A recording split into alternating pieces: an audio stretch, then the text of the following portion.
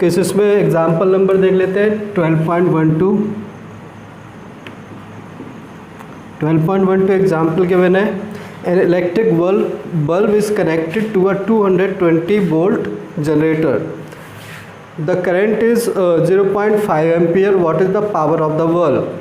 ठीक है, तो एक इलेक्ट्रिक बल्ब है जिसका वोल्टेज कितना दिया है, जो 220 वोल्ट से कनेक्टेड है, 220 वोल्ट से कनेक्टेड है, और उसमें कितना करंट फ्लो कर रहा है, 0.5 एम्पियर, 0.5 एम्पियर इस तरीके से दिया हुआ है। लास्ट क्लास में भी इस तरीके से क्वेश्चन किया था। ये आपका कोई यहाँ पे बल्ब है, ठीक है, और ये 220 वोल्ट के सोर्स से कनेक्टेड है, और इसमें कितना करंट जा रहा है, 0.5 एम्पियर। तो हमें क्या बताना, पावर ऑफ द बल्ब बताना था। ठीक, क्या फॉर्मूला लगाएंगे, P equal to V into I. V हो जाएगा 220, I कितना होगा 0.5, सो आंसर कितना आ जाएगा 110, यही आएगा इतना वॉट। ये क्या हो जाएगी, बल्ब की पावर हो जाएगी। नेक्स्ट एग्जाम्पल नंबर 12.13 देख लेते हैं। इसमें क्या है, an electric refrigerator rated 400 watt operates 8 hours per day. What is the cost of energy to operate it for 30 days at ₹3 per kilowatt hour. तो ये क्वेश्चन कराया था लास्ट क्लास में, इलेक्ट्रिसिटी बिल कैलकुलेट करने वाला। ठीक है, इसमें ओनली क्या दिया हुआ है, रेफ्रिजरेटर दिया हुआ है। हाँ, तो रेफ्रिजरेटर का जो पावर दिया है, कितना दिया हुआ है, इसका पावर 400 वॉट। पावर इसका कितना दिया है, 400 वॉट, इतना वॉट है। वॉट को किस में कन्वर्ट करें, किलोवाट में। ठीक है, सो कितना किलोवाट होगा, 0.4 इतना किलोवाट नहीं होगा। अब कितने घंटे यूज़ हो रहा है, 8 hours पर डे। ठीक है, एक दिन में कितना यूज़ हो रहा है, 8 hours। तो किलोवाट आवर निकालेंगे, कितना आएगा, कितना हो जाएगा, H निकालेंगे, क्या आएगा किलोवाट आवर में। सो 0.4 इंटू 8 hours पर डे। एक दिन में 30 दिन में निकालना है, 30 दिन में निकालना ना, तो इंटू क्या कर देंगे 30, इतने क्या आ जाएंगे, किलोवाट आवर्स। यही तो होगा, किलोवाट आवर होगा। इतना क्या था, किलोवाट था, और इतना क्या था, आवर्स था। ठीक है, मल्टीप्लाई कर लेंगे, क्या आ रहा है, मल्टीप्लाई 96 किलोवाट आवर। इतना 96 किलोवाट आवर हो गया। और क्या दिया हुआ है, 1 किलोवाट आवर का कॉस्ट कितना दिया है, 3 रुपये। सो हमारा क्या हो जाएगा, जो कॉस्ट क्या हो जाएगा, कॉस्ट लिख सकते हैं यहाँ पर, कॉस्ट हो जाएगा 96 इंटू 3, तो कितना आ जाएगा, कितना आएगा 288 इतना रुपीस, ये हमारा कॉस्ट हो जाएगा। हो गया ये। नेक्स्ट देख लेते हैं। नेक्स्ट पेज पर आपके 2 क्वेश्चन दिए हुए हैं। फर्स्ट क्वेश्चन है, what determines the rate at which energy is delivered by current. ठीक है, जो करंट क्या करता है, एनर्जी क्या करता है, सप्लाई करता है। जैसे बैटरी हमारी क्या करती है, बैटरी किसी भी सर्किट में करंट सप्लाई करती है। तो करंट सप्लाई करती है तो मतलब वो क्या, इलेक्ट्रिकल एनर्जी सप्लाई कर रही है। तो the rate of electrical energy क्या बताता है, rate of electrical energy supplied क्या बताता है, पावर। ये तो था, rate of electrical energy supplied है। रेट ऑफ एनर्जी सप्लाइड मतलब क्या होगा, rate of energy flow, rate of flow of energy वो क्या होता है, पावर। ठीक है, तो फर्स्ट का आंसर क्या हो जाएगा, पावर। ठीक है, rate of flow of energy तो होता है। अब वो एनर्जी कोई सी भी हो, चाहे इलेक्ट्रिकल एनर्जी हो, चाहे मैकेनिकल एनर्जी, और कोई एनी अदर एनर्जी हो सकता है।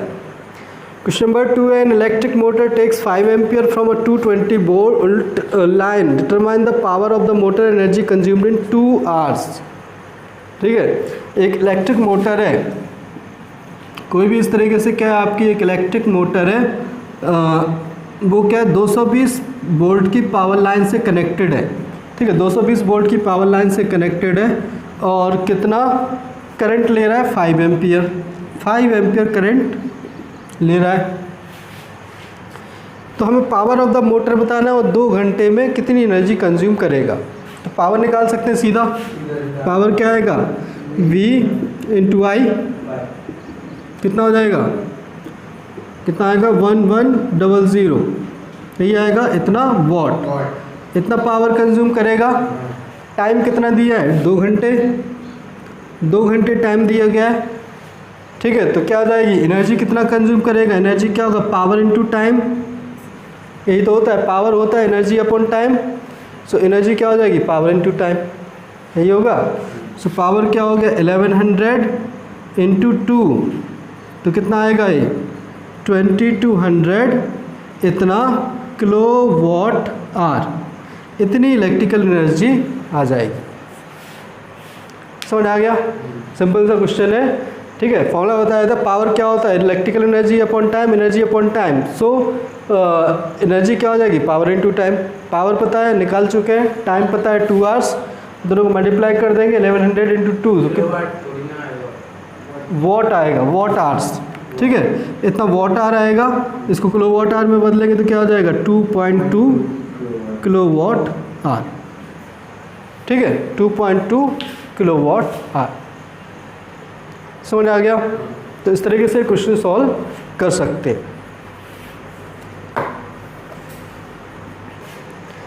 सो हम एनसीईआरटी एक्सरसाइज कर लेते हैं। इसमें आपका क्वेश्चन नंबर 1 दिया हुआ है, क्वेश्चन रीड कर लेते हैं एक बार। A piece of wire of resistance R is cut into 5 equal parts, these parts are then connected in parallel. If the equivalent resistance of this combination is R dash, then the ratio R by R dash is.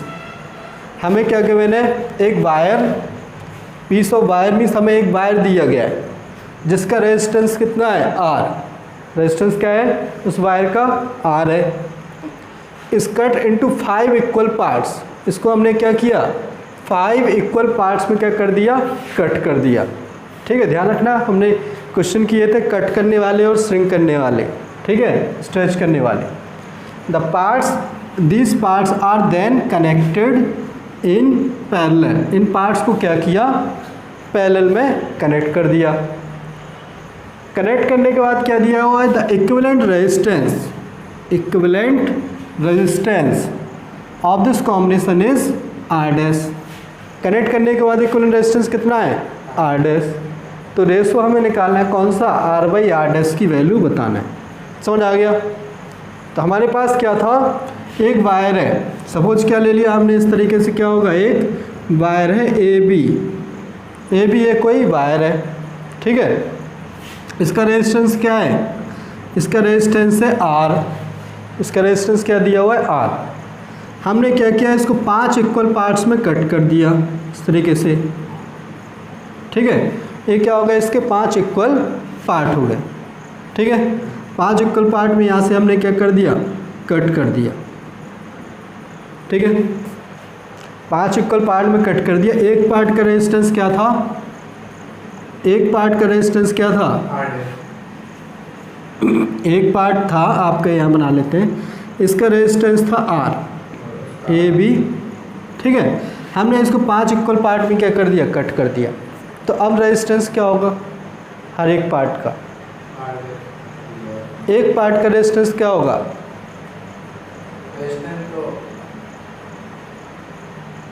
एक part का resistance change होगा ना। तो इसका resistance क्या है, यहाँ से ले लेते हैं, इसका रेजिस्टेंस आर है, इसकी कुछ लेंथ ले लेते हैं एल, इसकी लेंथ होगा, ठीक है। और इसका क्या होगा, कुछ ना कुछ एरिया होगा, ठीक है। सपोज ये आपका क्या है, कोई वायर है, इस तरीके से बना लो, ठीक है। इस तरीके से आपका क्या होगा, ये कोई कंडक्टिंग वायर हो गया, इसकी हम लेंथ ले लेते हैं एल, एल इसकी लेंथ हो गई। इसका क्रॉस सेक्शनल एरिया कितना हो गया ए, और इसकी रेजिस्टिविटी क्या ले लेते हैं रो, ठीक है। इसकी रेजिस्टिविटी क्या ले लेते हैं, रो रेजिस्टिविटी ले लेते हैं। तो आर इक्वल टू क्या लिख सकते हैं, आर इक्वल टू यहाँ पर लिख सकते हैं, क्या लिखेंगे आर इक्वल टू लिखेंगे rho into L by A, यही तो होगा, R equal to rho into L by A. अब क्या होगा, हम इस वायर को क्या कर रहे हैं, 5 इक्वल पार्ट्स में कट कर दे रहे हैं, इस तरीके से क्या कर रहे हैं हम, 5 इक्वल पार्ट में कट कर दे रहे हैं, ठीक है। और उन सबको क्या कर रहे हैं हम, पैरेलल में कनेक्ट कर रहे हैं, इस तरीके से क्या कर रहे हैं हम, इनको 5 इक्वल पार्ट में क्या कर रहे हैं, कट कर रहे हैं, ठीक है। तो हमारे पास इस तरीके से 5 इक्वल पार्ट आएंगे, ठीक है। 1 पार्ट, 2 पार्ट, 3, 4 और 5। इस तरीके से 5 हमारे पास क्या है, 5 पार्ट आ गए, नहीं आ गए? 5 पार्ट आ गए। इन सबको कहाँ पे कनेक्ट किया? पैरेलल में। पैरेलल में कैसे कनेक्ट करते हैं? इन सबको क्या करते हैं, किसी एक फिक्स पॉइंट से कनेक्ट कर देते हैं। इसी तरीके से कनेक्ट करते हैं, नहीं करते हैं? इस तरीके से हमने क्या किया, इन सबको पैरेलल में कनेक्ट कर दिया,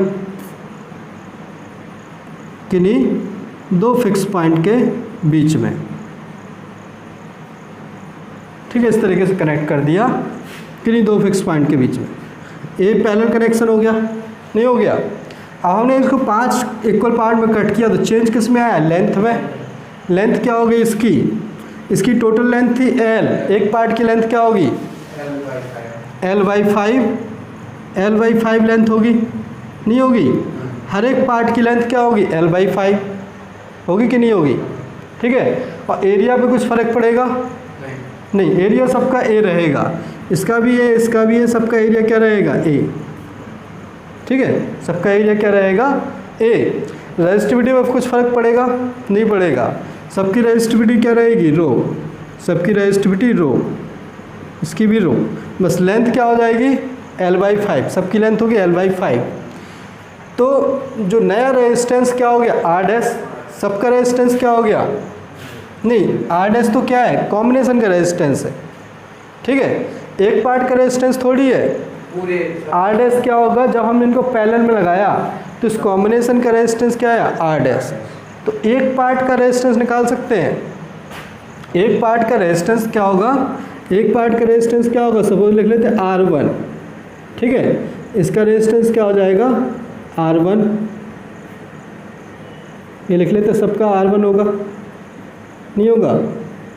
सबका रेजिस्टेंस सेम ही होगा ना, होगा? R1 की वैल्यू क्या होगा? R1 की वैल्यू लिख सकते हैं, एक पार्ट का रेजिस्टेंस है, एक पार्ट का रेजिस्टिविटी तो सेम रहेगा सबकी, रो, मटेरियल सेम है तो रेजिस्टिविटी सेम रहेगा। रो इंटू एल, एल क्या होगा? L/5 अपॉन क्या आएगा? एरिया। सो ये कितना होगा? रो इंटू क्या हो जाएगा? L/A, और 1/5 बाहर आ जाएगा। सो रो इंटू L/A यही आएगा। रो इंटू L/A क्या था आपका? R ही था, जो ओरिजिनल कंडक्टर था उसका रेजिस्टेंस था R। सो ये क्या होगा? R/5। सो यहाँ से R1 मिल गया, R/5। R1 क्या है? एक कंडक्टर का रेजिस्टेंस है, नहीं है? ऐसे कितने कंडक्टर हैं? 5 ही तो है। ठीक है, तो 5 कंडक्टर को जो हमने कनेक्ट किया तो पैरेलल में, तो उनका रेजिस्टेंस कितना आया? R'। तो इनका पैरेलल कॉम्बिनेशन से रेजिस्टेंस निकाल सकते हैं। कितना आएगा पैरेलल कॉम्बिनेशन से? ठीक है, द इक्विवेलेंट रेजिस्टेंस क्या होगा? इक्विवेलेंट रेजिस्टेंस निकाल सकते हैं हम। Equivalent resistance of parallel combination कितना होगा?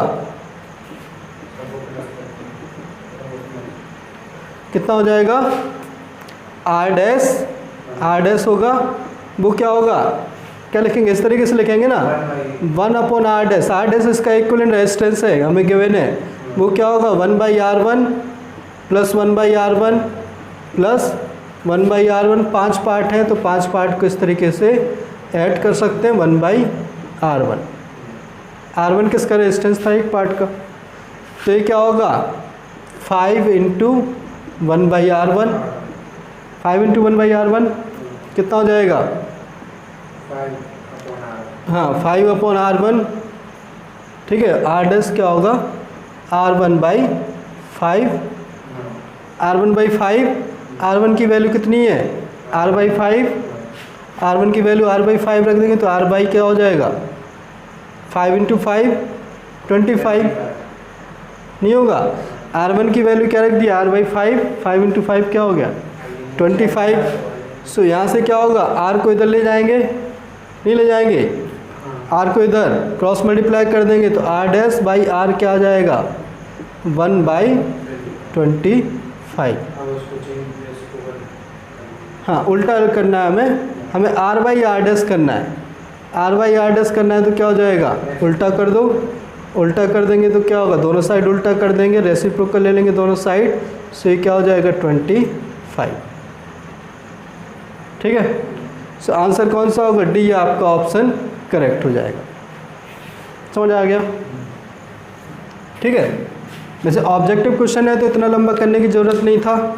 क्या था, जो डायरेक्ट रिजल्ट बताए थे सीधा सीधा यूज़ कर सकते हो। लेंथ को हमने क्या किया, कट किया था, तो लेंथ को जितने टाइम, रेजिस्टेंस क्या होता है डायरेक्टली प्रोपोर्शनल टू लेंथ नहीं होता है, रेजिस्टेंस क्या होता है डायरेक्टली प्रोपोर्शनल टू लेंथ होता है। तो लेंथ को 1/5 कर दिया तो रेजिस्टेंस ही 1/5, तो इसका एक पार्ट का रेजिस्टेंस हो गया 1/5 नहीं हो गया, और फिर पाँचों रेजिस्टेंस को किस में, पैरेलल में लगा दिया, तो इक्विवेलेंट क्या होता है R/5 नहीं होता है। सो R/5 डिवाइड बाई 5 हो जाएगा, तो R/25, सीधा सीधा आंसर था। ठीक है, डायरेक्ट रिजल्ट दिखाया था ना कि अगर क्या हुआ n रेजिस्टेंस को पैरेलल में लगाते हैं तो इक्विवेलेंट रेजिस्टेंस क्या होता है R/n नहीं होता है। ठीक है, और लेंथ को हमने क्या किया, डिवाइड किया, तो डिवाइड बाई क्या होगा, जितने टाइम्स हम लेंथ को क्या करें डिवाइड करेंगे उतनी टाइम्स आपका रेजिस्टेंस हो जाएगा। ठीक है, तो इस तरीके से भी ऑब्जेक्टिव अप्रोच भी आप क्या कर सकते हो, यूज़ कर सकते हो।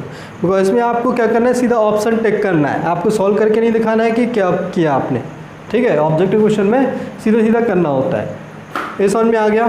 ठीक है, इस तरीके से कर सकते हो। हमने क्या बताया था, जैसे इसका तो रेजिस्टेंस R था, रेजिस्टेंस क्या होता है डायरेक्टली प्रोपोर्शनल टू लेंथ होता है, तो लेंथ को हमने 1/5 कर दिया, तो R1 क्या हो जाएगा, R1 क्या हो जाएगा R/5 हो जाएगा।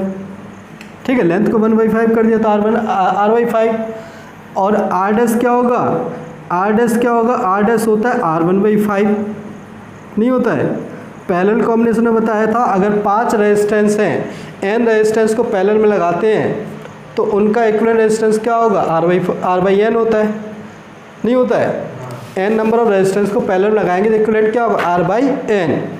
यहाँ पे 5 को लगाया तो क्या होगा R1/5 हो गया, R1 की वैल्यू रख दो, सीधा आंसर आ गया। कितना आएगा R/25, बाकी तो क्या है ऊपर नीचे करना है।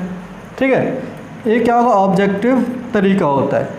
हाँ समझो, सीधा सीधा अगर आपको अच्छे से पता है कि resistance directly proportional to length होता है, और लेंथ के हम कट करेंगे, जितना लेंथ को डिवाइड करेंगे उसी के अकॉर्डिंग रेजिस्टेंस भी क्या हो जाएगा, डिवाइड हो जाएगा।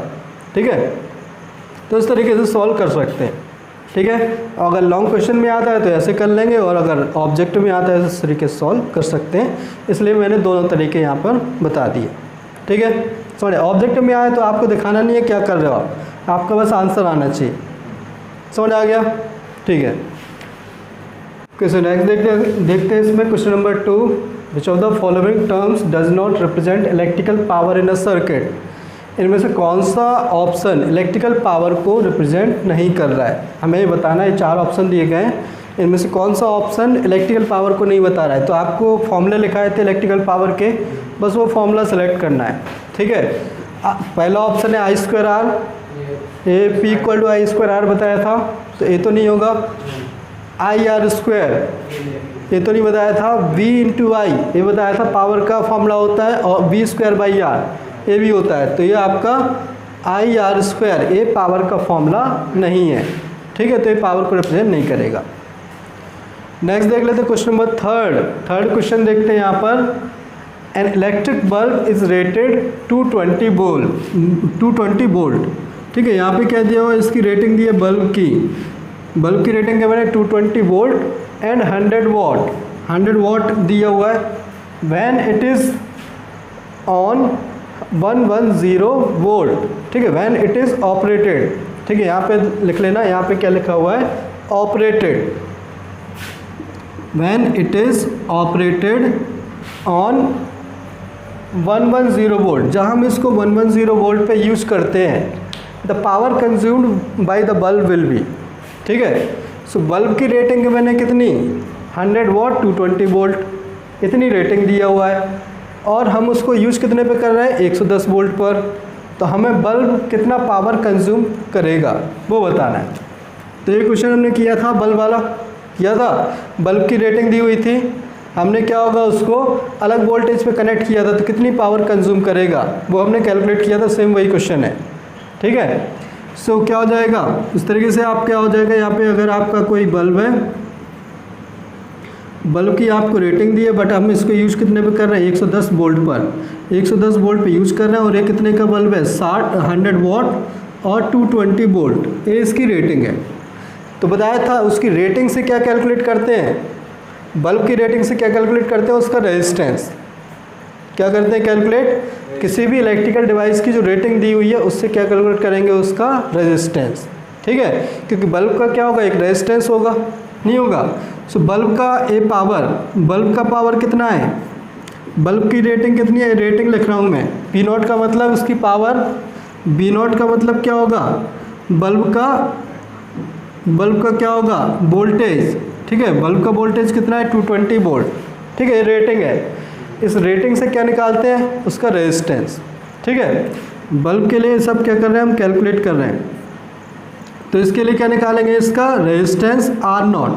आर नॉट क्या है, बल्ब का रेजिस्टेंस। आर नॉट कैसे निकलेगा, बी स्क्वायर बाई पी, बताया था, इसी से निकलेगा, नहीं निकलेगा। पावर का फॉर्मूला बताया था बी स्क्वायर बाई आर, ये वाला फॉर्मूला पावर का बी स्क्वायर बाई आर होता है। ठीक है, B square by R, P equal to B square by R, तो आर इक्वल टू क्या होगा, बी स्क्वायर बाई पी, यही होगा। बल्ब के लिए लगा सकते हैं। तो यहाँ से बल्ब का क्या जाएगा, रेजिस्टेंस वी स्क्वायर, वी कितना है 220 का स्क्वायर, और पी कितना है, पी हो जाएगा आपका 100। इतना ओम क्या आएगा, बल्ब का रेजिस्टेंस। हमें बल्ब का रेजिस्टेंस थोड़ी निकालना, हमें बल्ब कितना पावर कंज्यूम करेगा वो निकालना है। ठीक है, तो अब सर्किट में आ जाते हैं। सर्किट में वोल्टेज क्या दिया हुआ है, सर्किट में वोल्टेज क्या दिया है, सर्किट में वोल्टेज आपको दिया हुआ है वी इक्वल टू दिया 110 वोल्ट, इतना दिया हुआ है। ठीक है, हमें क्या निकालना है, कितनी पावर कंज्यूम करेगा। तो पावर क्या निकालेंगे, पावर हो जाएगा वी स्क्वायर बाई आर, नहीं होगा, V square by R. V का वैल्यू दिया हुआ है, वी कितना है 110 का स्क्वायर, तो आर का वैल्यू कितना है, आर का वैल्यू वो हमने कैलकुलेट किया है, कितना आएगा 220 का स्क्वायर इंटू क्या हो जाएगा 100, यही आएगा 220 का स्क्वायर इंटू 100। 110 से एक कट जाएगा 2 टाइम्स, यहाँ पे 2 का स्क्वायर आएगा, नहीं आएगा, तो ये 100 डिवाइड बाई क्या होगा, 100 डिवाइड बाई 4, सो ये कितना आ जाएगा 25 वाट क्या हो जाएगा, आपका आंसर आ जाएगा। ठीक है, तो पावर क्या हो जाएगा 25 वाट, समझ आया। तो हमारा 4th डी ऑप्शन क्या हो जाएगा, करेक्ट हो जाएगा, समझ आया। तो इस तरीके से हम क्या कर सकते हैं, क्वेश्चन सॉल्व कर सकते हैं। बताया था बल्ब रेटिंग वाले क्वेश्चन में क्या करना है, जो भी आपको इलेक्ट्रिकल डिवाइस की रेटिंग दी है, अगर उसकी पावर और वोल्टेज रेटिंग दिया हुआ है तो उससे हमें क्या करना है, उसका रेजिस्टेंस सबसे पहले निकालना है। और रेजिस्टेंस निकालने के बाद बाकी फिर नॉर्मल तरीके से सॉल्व कर सकते हैं, कितनी पावर कंज्यूम करेगा या फिर उसमें करंट कितना जाएगा, वो सब हम नॉर्मल तरीके से उसको एक रजिस्टर कंसीडर करके सॉल्व कर सकते हैं। आया समझ में, ठीक है। अब नेक्स्ट क्वेश्चन करते हैं। ओके, नेक्स्ट क्वेश्चन देखते हैं हम, क्वेश्चन नंबर 4। इसमें गिवन है 2 conducting wires of the same material end of equal length, same material end of equal lengths and equal diameters are first connected in series, then in parallel in a circuit across the same potential difference. The ratio of the heat produced in series and parallel combinations will be. तो 2 wire हैं, 2 conducting wire हैं, ठीक है। हमें 2 conducting wire दिए गए और जिनका मटेरियल क्या है, सेम। मटेरियल सेम मीन्स क्या होगा, रेजिस्टिविटी सेम। मटेरियल सेम का मतलब क्या होता है, उनकी रेजिस्टिविटी क्या होगी, सेम होगी। एंड ऑफ इक्वल लेंथ, और उनकी लेंथ क्या है, सेम है। इक्वल डायमीटर्स, डायमीटर भी सेम है। Are first connected in series, उनको पहले हमने सीरीज में कनेक्ट किया, and then in parallel, parallel में कनेक्ट किया। Across the same potential difference, same potential difference के अक्रॉस, ठीक है। तो ratio of heat produce in series and parallel combinations will be, तो उन जो आपकी सीरीज और पैरेलल में जो हीट प्रोड्यूस होगी वो कितनी होगी, ठीक है। उनकी सेम मटेरियल के, सेम लेंथ के, सेम डायमीटर के। सेम मटेरियल मतलब रेजिस्टिविटी सेम, सेम लेंथ मतलब लेंथ सेम, और सेम डायमीटर मतलब एरिया भी सेम। जब रेजिस्टेंस क्या होता है, रेजिस्टेंस होता है rho into L by A. Resistivity same है, लेंथ सेम है, एरिया सेम है, तो पूरा रेजिस्टेंस ही सेम है, तो दोनों वायर का रेजिस्टेंस क्या होगा, सेम। ठीक है, दोनों वायर का रेजिस्टेंस क्या होगा, सेम हो गया। तो पहले सीरीज में लगा दो, फिर पैरेलल में लगा दो और हीट कैलकुलेट कर लो। ठीक है, दोनों का रेजिस्टेंस क्या हो गया, सेम। तो दो वायर हो गए, फर्स्ट केस में सीरीज में लगा रहे हैं। सीरीज में लगाएंगे तो क्या होगा, इस तरीके से ले लेते हैं, दोनों का रेजिस्टेंस सेम ले लेते हैं आर। दोनों का रेजिस्टेंस क्या होगा, आर, यही तो होगा। दोनों का रेजिस्टेंस आर ले लिया, बिकॉज दोनों की लेंथ सेम है, एरिया सेम है और मटेरियल भी सेम है, तो रेजिस्टेंस सेम है। और उसको हम क्या कर रहे हैं, सपोज हमने बी पोटेंशियल डिफरेंस पे लगा दिया। ठीक, कितने पोटेंशियल डिफरेंस पे लगाया, वी पर। ठीक है, वी पोटेंशियल डिफरेंस पे लगा दिया। और दूसरे केस में पैरेलल में भी सेम पोटेंशियल डिफरेंस पे हमने इनको कनेक्ट किया। इस तरीके से सेम पोटेंशियल डिफरेंस V पर हमने कनेक्ट किया, इस रेजिस्टेंस R। तो सीरीज और पैरेलल में जो हीट प्रोड्यूस होगी उसका रेशो हमें बताना है कितना होगा। ठीक है, तो सीरीज में पहले रेजिस्टेंस देख लेते हैं। R और R का रेजिस्टेंस क्या होगा, नहीं RA है, तो पहले टोटल रेजिस्टेंस निकाल लेते हैं। इक्विवेलेंट रेजिस्टेंस 2R हो जाएगा। ठीक है, तो टोटल रेजिस्टेंस क्या होगा, R सीरीज निकालेंगे तो टोटल रेजिस्टेंस क्या हो गया, 2R। नहीं होगा, सीरीज में R प्लस R हो गया, 2R हो गया। पोटेंशियल डिफरेंस कितना है, V। पोटेंशियल डिफरेंस V है। ठीक है, तो क्या निकालना है, हीट प्रोड्यूस्ड। हीट प्रोड्यूस का फॉर्मूला लगा देंगे, हीट मतलब पावर निकाल लो। पावर निकाल सकते हैं, यूनिट टाइम में हीट निकालेंगे तो पावर निकाल लो। ठीक है, यहाँ पे हीट का फॉर्मूला लगा दो तो T टाइम लेना पड़ेगा। टाइम तो दिया नहीं है क्वेश्चन में, दिया है तो यूनिट टाइम में निकाल लो, चाहे टाइम T लेके निकाल लो। नहीं निकाल सकते, तो T टाइम लेके निकालेंगे तो H इक्वल टू क्या हो जाएगा, पोटेंशियल डिफरेंस पता है टोटल के अक्रॉस। टोटल के अक्रॉस कितना पोटेंशियल डिफरेंस है, V। यही तो होगा।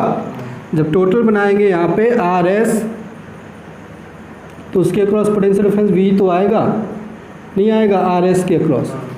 ठीक है, तो यहाँ से क्या हो जाएगा, V square by RS into T time में ले लेते हैं। T टाइम में इतना हीट प्रोड्यूस होगा, कितना हो जाएगा, RS की वैल्यू हो जाएगी तो V square by 2R into T, यही आएगा। ये हीट प्रोड्यूस हो गई सीरीज में। सीरीज में इतनी हीट प्रोड्यूस हुई। पैरेलल में रेजिस्टेंस इन पैरेलल कितना होगा, R/2, 1/R। दो रेजिस्टेंस आइडेंटिकल रेजिस्टेंस पैरेलल में है तो R/N हो जाता है ना, नहीं होता है, बताया था। अगर पैरेलल में लगे तो R/N, जितने रेजिस्टेंस लगे उससे डिवाइड कर देंगे तो R/2 हो गया। तो क्या होगा, हीट प्रोड्यूस निकालना है पैरेलल में, तो इस तरीके से आपका क्या हो जाएगा, ये सिंगल रेजिस्टेंस हो गया RP और इसके क्रॉस B पोटेंशियल डिफरेंस लगा हुआ है, ये RP हो गया। तो heat produced in parallel combination क्या हो जाएगा, सेम तो नहीं आएगा। हीट प्रोड्यूस्ड इन पैरेलल क्या होगा, V square by RP into T। RP की वैल्यू रख दो R/2, तो कितनी हो जाएगी, ये 2 आ जाएगा यहाँ पे, V square by R into T, यही आएगा, V square by R into T, HP हो गया। ठीक है, यहाँ पे भी इसी तरीके से लिख लेते हैं। यहाँ पे क्या आएगा, यहाँ पे हो जाएगा 1/2 into V square by R into T, यही होगा। अब हमें क्या निकालना है, रेशो निकालना है, ratio of heat produced in series and parallel combination. तो सीरीज और पैरेलल का रेशो निकालना है, तो रेशो के लिए क्या करें, सीरीज को पैरेलल से डिवाइड कर दो। ठीक है, तो यहाँ से लिख सकते हैं रेशो आपका हो जाएगा, क्या होगा रेशो होगा HS अपॉन HP, यही तो होगा। सीरीज को पैरेलल से डिवाइड कर दिया, तो सीरीज में ये आया था, सीरीज क्या था, ये था 1/2 into V square by R into T, और पैरेलल कितना था, पैरेलल था 2 into V square 2 into V square by R into T, यही तो था, 2 into V square by R into T, नहीं था, पैरेलल तो था ये। बस क्या हो जाएगा, इससे कट गया, पूरे से कट गया, कितना आया 1/4, 1/4 आंसर आ गया। मीन्स रेशो क्या हो जाएगा, रेशो हो जाएगा 1:4, 1:4 ये आपका रेशो हो जाएगा। ठीक है, ये हमारा आंसर क्या हो जाएगा 1:4। कौन सा ऑप्शन करेक्ट होगा, सी, ऑप्शन नंबर सी करेक्ट हो जाएगा। समझ आ गया। तो सीरीज में हमने क्या निकाले, दो रेजिस्टेंस थे, दोनों का हमें क्या दिया हुआ था, मटेरियल सेम था, लेंथ सेम थी, डायमीटर सेम था। मटेरियल सेम होगा तो रेजिस्टिविटी सेम होगा, material same means resistivity same, length same means length उनकी सेम दी, और डायमीटर सेम मीन्स उनका एरिया सेम। तो रेजिस्टिविटी सेम है, लेंथ सेम है, एरिया सेम है, मतलब दोनों का रेजिस्टेंस क्या हो गया, सेम। दोनों का रेजिस्टेंस हमने क्या ले लिया, आर। दोनों को पहले क्या लगा दिया, सीरीज में, सीरीज में लगा दिया 20 वोल्ट की बैटरी के साथ, तो कितना पावर होगा, तो पहले इक्विवेलेंट रेजिस्टेंस निकाल लिया, 2R आया, और 2R आया तो क्या होगा, पावर कितना होगा, V square by R S, R S की वैल्यू क्या होगा 2R, सो यहाँ पर ये आ गया 1/2 V square by R into T, ये हो गया। फिर उन्हीं को पैरेलल में लगा दिया, तो आर पी आ गया पैरेलल में R/2, यही तो आया। तो पैरेलल में इतना रेजिस्टेंस आया, पैरेलल में हीट निकाल लिया B square by R P into T, R P की वैल्यू क्या रख दिया R/2, सो एच पी आ गया। रेशो क्या होगा, H S upon H P, दोनों को डिवाइड कर दिया तो आंसर आ गया 1/4। रेशो क्या हो गया 1:4। इस तरीके से ऑप्शन सी करेक्ट हो गया। समझ आ गया ये, ठीक है। तो हो गया आपका क्वेश्चन नंबर 4। नेक्स्ट देखते हैं क्वेश्चन नंबर 5। नेक्स्ट देखते हैं क्वेश्चन नंबर 5। इसमें क्या कहते हैं, how is the voltmeter connected in the circuit to measure potential difference between 2 points.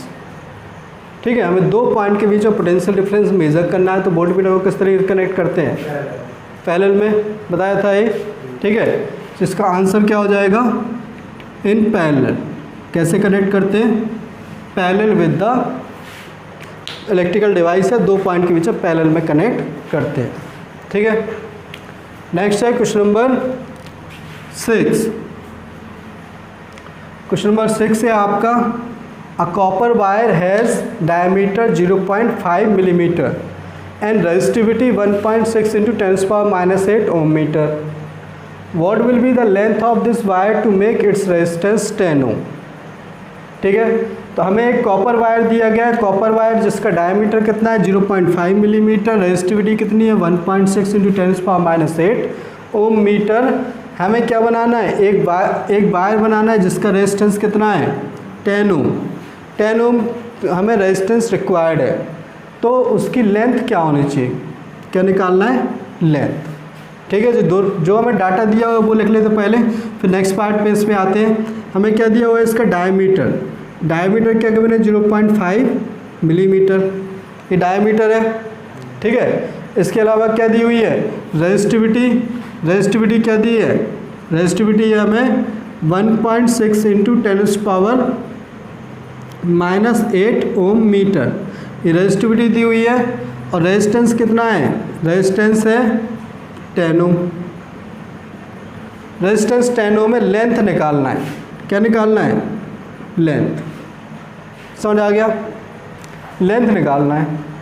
तो क्या करेंगे, डायमीटर से तो क्या आएगा, डायमीटर से क्या निकाल सकते हैं, रेडियस, और रेडियस से क्या निकालेंगे, एरिया, ये निकालेंगे।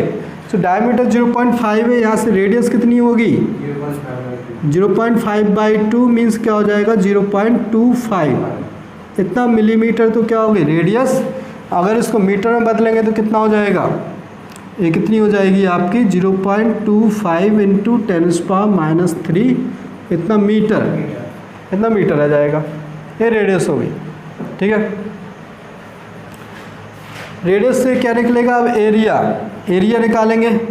एरिया क्या होगा, एरिया ऑफ क्रॉस सेक्शन है, कंडक्टर आप लेते हो, कंडक्टर का क्या ले लिया, इस तरीके से आपका कंडक्टर है। ठीक है, इसका एक क्या होगी, रेडियस। सो एक सर्कुलर मान के क्या कर सकते हैं, इसका एरिया निकाल सकते हैं। एरिया क्या हो जाएगा, सर्कल का एरिया क्या होता है πr²। ठीक है, तो एरिया क्या लिख सकते हैं πr²। ये होगा एरिया हो गया पाई आर स्क्वायर।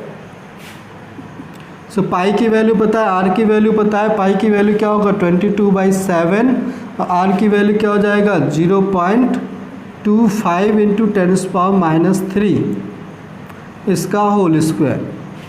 इतना क्या होगा एरिया होगा, यही इतना एरिया हो गया क्रॉस सेक्शनल एरिया।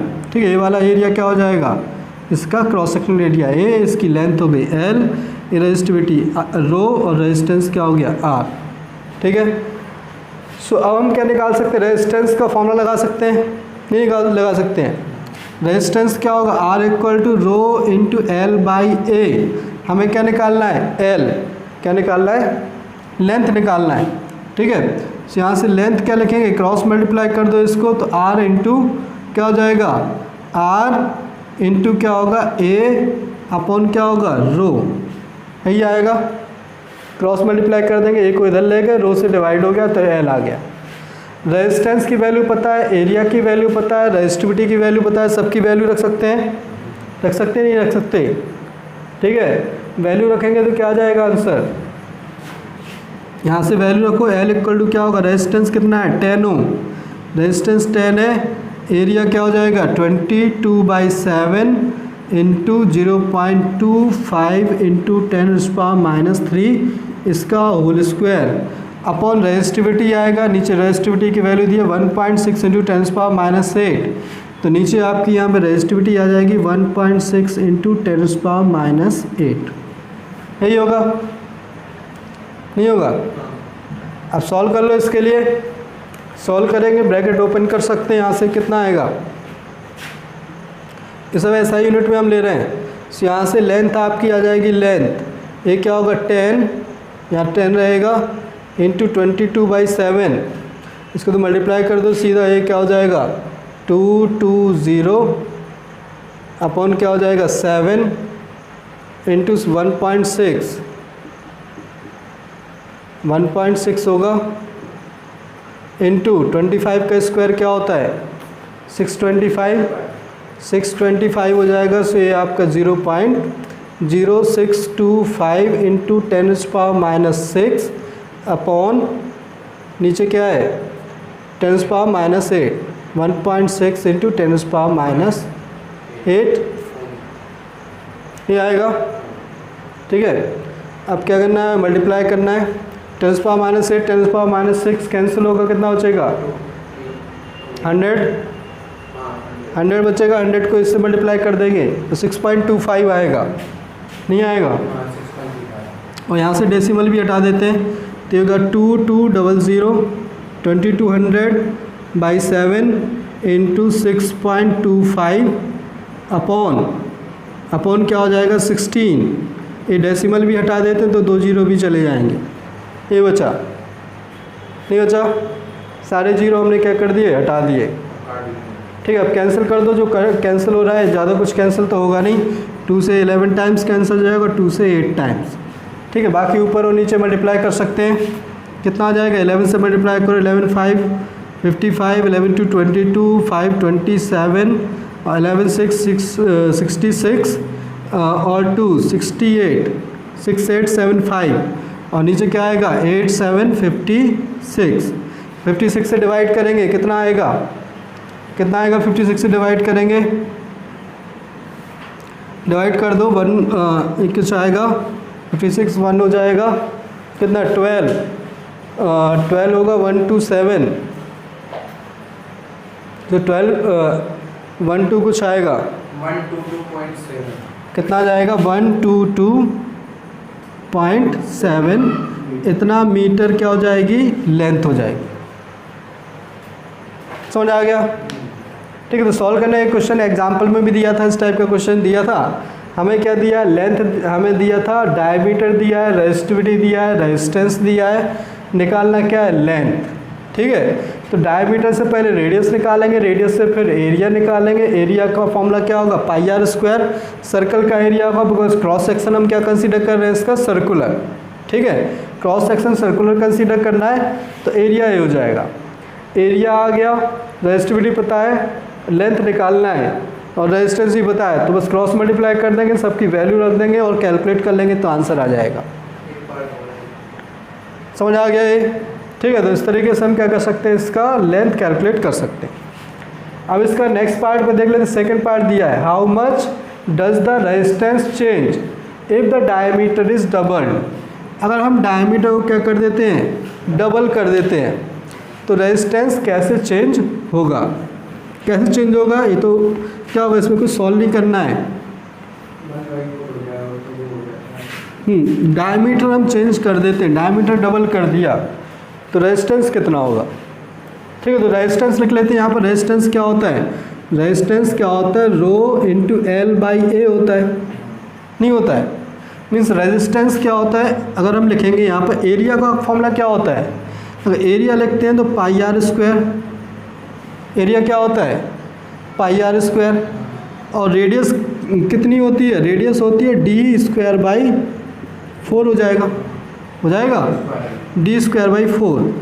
मीन्स अगर यहाँ पर रखेंगे तो क्या आएगा, rho into L upon pi D square, और ये क्या आ जाएगा 4, यही तो आएगा। पाई डी स्क्वायर बाई 4 था, पाई डी स्क्वायर हो गया, 4 ऊपर चला गया। तो यहाँ से क्या पता चल रहा है कि जो रेजिस्टेंस है वो inversely proportional to D square है, नहीं है, डी स्क्वायर नीचे आ रहा है, डी क्या है, डायमीटर, तो resistance is inversely proportional to D square. तो अगर डायमीटर को डबल करते हैं तो रेजिस्टेंस कितना हो जाएगा, 1/4 टाइम्स हो जाएगा, बिकॉज स्क्वायर के साथ क्या हो रहा है, कम हो रहा है। ठीक है, समझ आ गया? ठीक है, तो यहाँ पे रेजिस्टेंस क्या होगा, आप ये लिख सकते हो, रेजिस्टेंस इसको इस तरीके से लिख सकते हैं, R1 upon R2 will be equal to D2 square by D1 square, उल्टा है। ठीक है, R1 ऊपर तो D1 नीचे, R2 नीचे तो D2 ऊपर, यही होगा।